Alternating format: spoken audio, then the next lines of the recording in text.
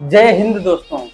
आज हिंदुस्तान आजाद है, लेकिन आजादी से पहले जो कानून व्यवस्था थी वही सेम टू सेम आज भी चल रही है। लेकिन मैं आपको बता दूं कि भगत सिंह जी जब फांसी के तख्ते पर चढ़ने जा रहे थे, फांसी देने से पहले कुछ इच्छाएं पूछी जाती हैं। तो भगत सिंह जी ने कहा था कि मेरी एक इच्छा है कि ये जो कानून है, जो अभी अंग्रेजों के शासन का कानून है, जो अंग्रेजों का कानून है वो 1861 में बनाया गया था, भारत के अंदर इसे लागू किया गया था। लेकिन वही 1861 की जो सभ्यताएं वो आज भी कानून के अंदर लागू हैं।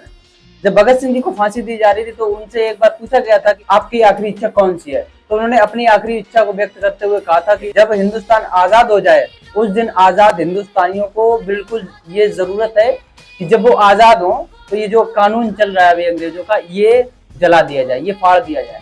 क्योंकि होगा क्या बेसिकली कि कानून ये वाला जो है, जो गुलाम लोगों का कानून है वो थोड़ा अलग, आजाद भारत के जो व्यवस्थाएं होंगी, जो कानून होगा वो थोड़ा अलग होना चाहिए। इसे जला देना चाहिए ताकि एक नया कानून बनाया जा सके।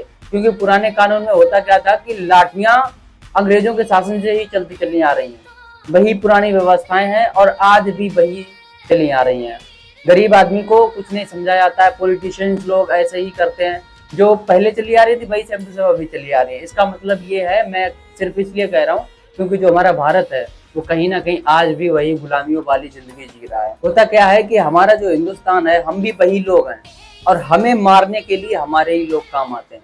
अब आप सोच करके देखो कि कहीं पर अगर भीड़ वाली व्यवस्था है तो वहां पर जो कानून है, हमारा हिंदुस्तानी जो कानून है वो लाठियां ऐसे चलवा देता है, आम जनता के ऊपर लाठियां चलवा देता है। किसी से, किसी बड़े पॉलिटिशियन से नहीं मिल सकता। पुराने समय में ये भी होता था कि गोलियां वारी चल जाती थी, चलवा देते थे।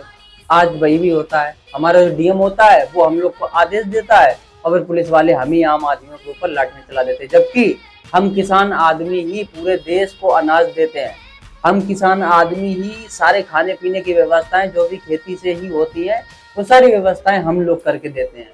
लेकिन जब हम अपना हक मांगने के लिए जाते हैं तो हमारी चीजों पर अहमियत ही नहीं दी जाती। Thank you so much. जय हिंद, जय भारत।